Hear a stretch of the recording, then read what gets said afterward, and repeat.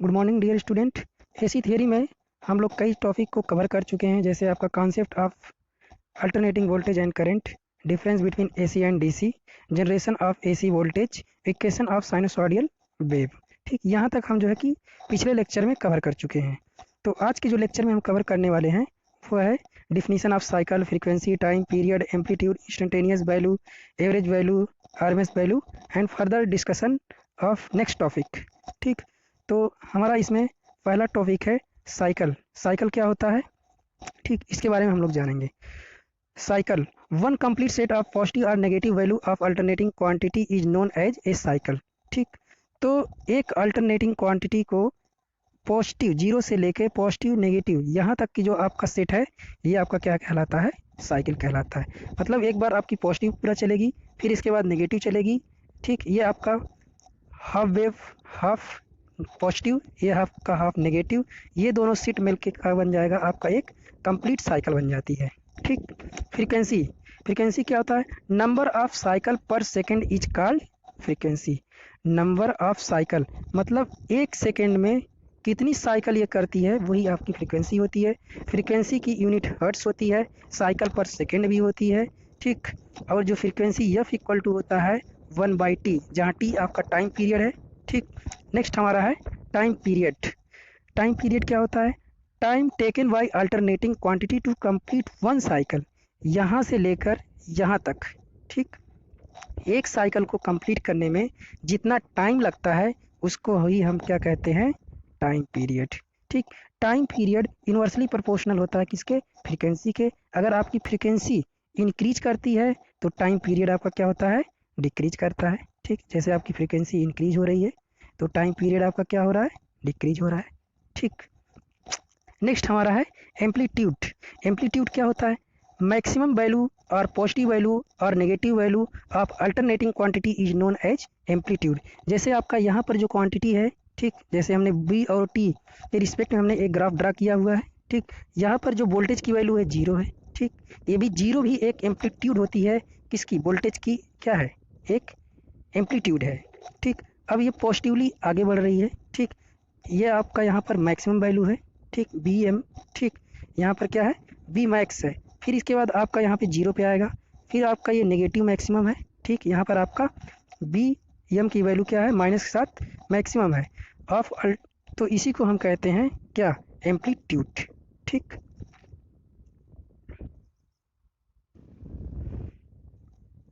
Next हमारा instantaneous value.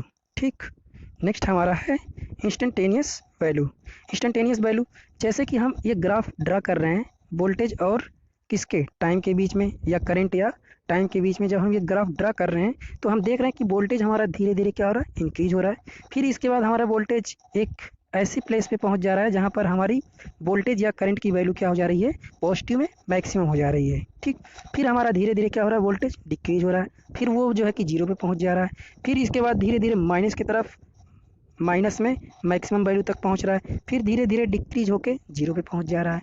तो यही जो वैल्यू है आपकी इंस्टेंटेनियसली वैल्यू क्या हो रही है, आपकी इंक्रीज हो रही है, और वैल्यू आपकी क्या हो रही है।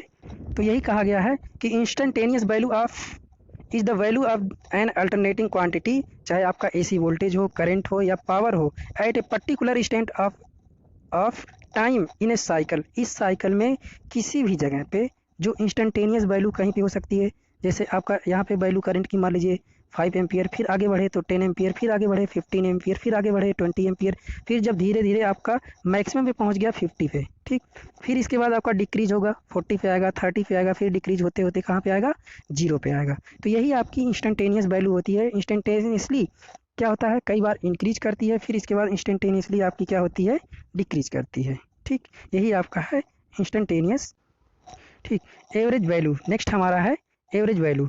जो एवरेज वैल्यू होती है उसके लिए हम क्या करते हैं कि डिफरेंट डिफरेंट प्लेस पे डिफरेंट डिफरेंट करंट को फाइंड करके उसको हम सम कर देते हैं, तो हमको अल्टरनेटिंग क्वांटिटी की एवरेज वैल्यू पता लग जाती है।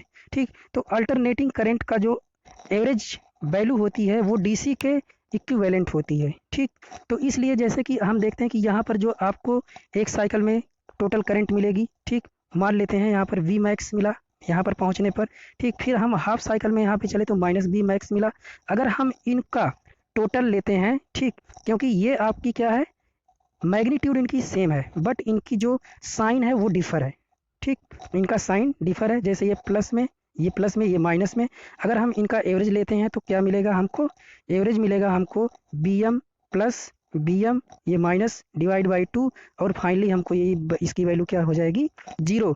तो इसलिए हम क्या करते हैं, जब हमको एवरेज वैल्यू को फाइंड करना है तो हम क्या करते हैं, इसके लिए हम केवल एक हाफ साइकिल को यूज करते हैं, क्या करने के लिए, एवरेज वैल्यू को फाइंड करने के लिए, ठीक। जब हमारा ये कर्व, ठीक, जब हमारा ये कर्व या अल्टरनेटिंग क्वांटिटी कैसी हो, असमान हो, तो उस कंडीशन में क्या करते हैं, जो इंस्टेंटेनियस वैल्यू हमने आपको बताया कि यहाँ पर करंट की वैल्यू, यहाँ पर करंट की वैल्यू, यहाँ पर करंट की वैल्यू, यहाँ पर करंट की वैल्यू, यही आपकी क्या होती है, इंस्टेंटेनियस वैल्यू होती है। इनको अगर हम जोड़ देंगे तो हमको एवरेज वैल्यू क्या हो जाती है, पता हो जाती है, ठीक। अगर आपका ये जो साइन वेव है ये कैसा है, असमान है, तो हम क्या करते हैं, पूरे चक्र को यूज करते हैं, पूरे चक्र को क्या करते हैं, यूज करते हैं, ठीक। ओके, यहाँ पर हम देखने वाले हैं क्या, एवरेज वैल्यू के लिए डेरिवेशन। हमारे पास एक छोटा सा डेरिवेशन है, हम जो है कि इधर करंट की वैल्यू को ले रहे हैं, ठीक, और इधर हम जो है कि किसको ले रहे हैं, एंगल थीटा को ले रहे हैं, ठीक।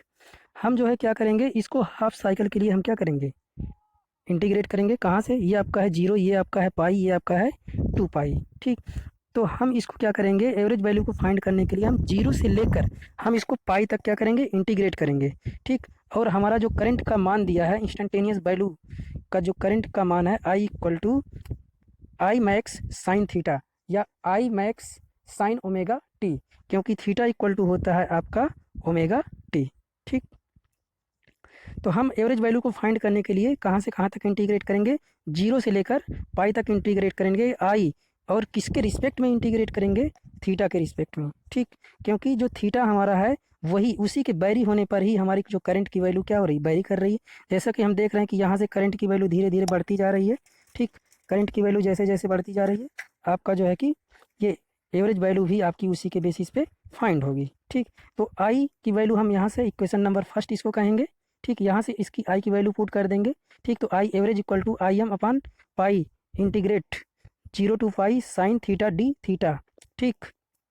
तो इसको जब इंटीग्रेट करेंगे तो I M by pi cos cos theta का जो इंटीग्रेशन होता है माइनस क्या, साइन थीटा का इंटीग्रेशन माइनस कास थीटा, ठीक। तो यहाँ पर हम कास थीटा की वैल्यू लिमिट रखेंगे 0 से लेके पाई, ठीक। कास पाई की वैल्यू +1, ठीक, और -1 ये आपका हो जाएगा फाइनली कितना, ये 1 1 मिल के हो जाएगा यहाँ पे 2, ठीक। यहाँ पे आपको 2 मिल जाएगा। तो जो आई एवरेज है उसकी वैल्यू हो जाएगी 2 आई एम बाई पाई, ठीक। इसको और सॉल्व करेंगे तो हमको मिल जाएगा आई एवरेज की वैल्यू कितना, 0.637 आई मैक्स, ठीक। नेक्स्ट हमारा है आरएमएस वैल्यू, ठीक। आरएमएस वैल्यू का फुल फॉर्म होता है रूट मीन स्क्वायर वैल्यू, ठीक, जिसको हिंदी में कहते हैं वर्ग माध्य मूल मान, ठीक। तो जो वर्ग माध्य मान मूल है या आरएमएस वैल्यू है वो डीसी के उस मान के बराबर होता है जिससे कि किसी दिए हुए प्रतिरोध में, जिससे कि किसी दिए हुए प्रतिरोध में 1 सेकंड तक, 1 सेकंड में जो ऊष्मा उत्पन्न होती है, ठीक, 1 सेकंड में उतनी ही ऊष्मा उत्पन्न होती है जितनी कि प्रत्यावर्ती धारा में उतने समय के लिए ऊष्मा उत्पन्न होती है। इसी को हम कहते हैं आरएमएस वैल्यू, ठीक। जैसे हम एग्जांपल के तौर पे लेते हैं कि मान लीजिए कोई हमारे पास एक रेजिस्टेंस है, इसके सिरों के बीच हम 5 वोल्ट अप्लाई करते हैं, वो कितने समय के लिए, 1 सेकंड के लिए हम क्या करते हैं, 5 वोल्ट को डीसी सप्लाई को अप्लाई करते हैं, ठीक। तो जो ऊष्मा उत्पन्न होती है उतनी ही ऊष्मा उत्पन्न होनी चाहिए जब हम इसमें 5 वोल्ट की सप्लाई एसी अप्लाई करते हैं 1 सेकंड के लिए, ठीक। तो जो हमारी डीसी के द्वारा ऊष्मा उत्पन्न हो रही है, जितनी ऊष्मा उत्पन्न हो रही है डीसी के द्वारा 1 सेकंड के लिए, उतनी ही ऊष्मा उत्पन्न होती है 1 सेकंड के लिए एसी के द्वारा। इसी को हम कहते हैं आरएमएस वैल्यू, ठीक। आरएमएस वैल्यू को हम फाइंड आउट करने के लिए एक छोटा सा ये हम जो है कि फिगर लिए हुए हैं, ठीक। इधर आपकी करंट की वैल्यू है, इधर आपका ओमेगा टी, ठीक। ओमेगा टी को हम कहते हैं थीटा, ठीक। थीटा और आई के बीच में हम ये ग्राफ ड्रा किए हैं, ठीक। तो ग्राफ आपका इस तरीके से ड्रा किया गया हुआ है, ठीक। तो हम मान लेते हैं जो आपका ये पॉजिटिव हाफ साइकिल है इसमें एक स्मॉल एलिमेंट ले लेते हैं, कितना, डी थीटा। ठीक, इसी को इंटीग्रेट करके हम क्या कर लेंगे, जो हमारा आरएमएस वैल्यू है उसको फाइंड कर लेंगे। तो जो आपका ये साइन वेव है, ठीक, इसका ताक्षणिक मान के लिए आपकी करंट की वैल्यू दिया है I equal to I M sine omega T या आई एम साइन थीटा। ठीक, क्योंकि जो थीटा है उसी के बैरी होने पर आपकी जो करंट की वैल्यू है, इंस्टेंटेनियस वैल्यू करंट की, वो आपकी क्या करेगी, बैरी करेगी। जैसे मान लीजिए आपका ये, ठीक है, ये आपका इनिशिएटिंग पॉइंट है, ठीक, और ये ओमेगा आपकी क्या है, वेलोसिटी है। ठीक, टी सेकेंड के लिए ये क्या कर रहा है, ओमेगा टी इक्वल होता है किसके, थीटा के। ठीक, तो इसके लिए हम फिर क्या करेंगे, जब हम आरएमएस वैल्यू निकालते हैं तो हम पूरी साइकिल लेते हैं, यहाँ से लेकर यहाँ तक पूरी साइकिल लेते हैं। मतलब आपको क्या करना है, 0 से लेके 2 पाई के बीच इसको इंटीग्रेट करना है। ठीक, इस एलिमेंट का, पूरे एलिमेंट को आपको क्या करना पड़ेगा, इंटीग्रेशन करना पड़ेगा। ठीक, तो देखिए हम पूरे चक्र के लिए हम क्या कर रहे हैं, इसका ये निकाल रहे हैं आरएमएस वैल्यू। ठीक, तो 0 से लेके हम क्या कर रहे हैं, 2 पाई तक इंटीग्रेट करेंगे। ठीक, और इसको हम पूरे को क्या कर देंगे, स्क्वायर के फॉर्म में। ठीक, हम इसका पहले औसत मान निकालेंगे। ठीक, ये आपका क्या है, औसत मान है। ठीक, इस औसत मान को निकालने के बाद फिर हम क्या करेंगे, उसका स्क्वायर रूट ले लेंगे। ठीक, इसका ये आपका क्या है, औसत मान, जिसको एवरेज वैल्यू कहते हैं। पहले हम इसका एवरेज वैल्यू लेंगे। ठीक, 0 से लेकर 2 पाई तक, 0 से लेकर 2 पाई तक हम इसको क्या करेंगे, इंटीग्रेट करेंगे। और करंट की वैल्यू है I equal to I M sine omega T की वैल्यू यहाँ पर I square sine omega T. ठीक, क्योंकि ये मिलके आपका हो जाएगा इतना। ठीक, फिर आप जब आप इसका रूट मीन स्क्वायर वैल्यू निकालेंगे तो इसको आपको अंडर रूट में रखना पड़ेगा। ठीक, फिर आपका इसको सॉल्व करेंगे। सॉल्व करने के बाद आपको कुछ इस तरीके से मिलेगा। ठीक, फिर आप इसको क्या करेंगे, इंटीग्रेट कर रहे हैं अंडर रूट में डाल के। फिर इसके बाद ये टेग्नामेंट्री का फार्मूला लगाएंगे, कास थीटा। ठीक, क्योंकि यहाँ पर आपका साइन स्क्वायर थीटा का जो है कि क्या, साइन स्क्वायर थीटा का आपका यहाँ पर जो आपको दिया है, ठीक, इस वाले में आई स्क्वायर डी थीटा।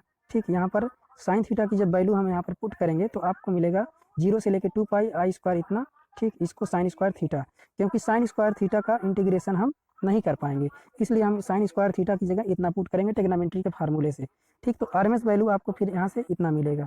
फिर इसको आप सॉल्व करेंगे, तो सॉल्व करने के बाद आपको आरएमएस वैल्यू मिल जाएगी I RMS equal to I M upon divide by root 2।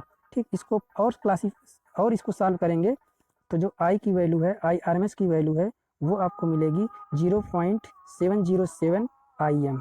ठीक, यही आपका पूरा कैलकुलेशन है आरएमएस वैल्यू को फाइंड करने के लिए। ठीक, नेक्स्ट हमारा है फॉर्म फैक्टर। ठीक, नेक्स्ट क्या है, फॉर्म फैक्टर।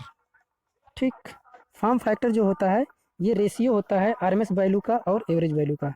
ठीक, फॉर्म फैक्टर को हम कहते हैं the ratio of RMS value upon average value is called the form factor. तो जैसा कि हमने पहले, इससे पहले वाले जो है कि पहले हमने फाइंड कर लिया है कि जो आरएमएस वैल्यू होती है वो 0.707 आई एम और जो एवरेज वैल्यू होती है 0.637 आई एम। तो इसको आप जब सॉल्व करेंगे तो जो फॉर्म फैक्टर की वैल्यू है किसके लिए, साइन वेव के लिए। ठीक, साइन वेव के लिए आपको फॉर्म फैक्टर की वैल्यू मिलेगी 1.11। ठीक, नेक्स्ट हमारा है पीक फैक्टर। ठीक, पीक फैक्टर क्या होता है, the ratio of maximum value to RMS value. ठीक, ratio of maximum value to RMS value is called the peak factor. ठीक, तो जो पीक फैक्टर है I M upon I M divide by root 2, इसको जब पूरा आप सॉल्व करेंगे तो जो पीक फैक्टर है उसकी वैल्यू आपको मिलेगी 1.414। ठीक, देखिए आपको अच्छे से इसको याद करने के लिए क्या तरीका है कि इसमें फॉर्म है। ठीक, तो फॉर्म आर आया। ठीक, आर को आप यहाँ ऊपर रखिए, आरएमएस वैल्यू अपान एवरेज वैल्यू। तो इस तरीके से आप इसको याद भी कर सकते हैं, इनको डिफ्रेंशिएट करके कि फॉर्म फैक्टर क्या होता है, पीक फैक्टर क्या होता है। ठीक, तो इस वीडियो में बस इतना ही। आपसे उम्मीद करता हूँ कि जो भी आपको मैं वीडियो बना के दे रहा हूँ आप लोगों को पसंद आ रहा होगा। ठीक, अगर आपको किसी भी तरीके की दिक्कत आ रही है, कोई प्रॉब्लम है, आपको वीडियो में कोई मिस्टेक है, तो आप मेरे व्हाट्सएप नंबर पर मुझसे कांटेक्ट कर सकते हैं। ठीक, सो थैंक यू क्लास।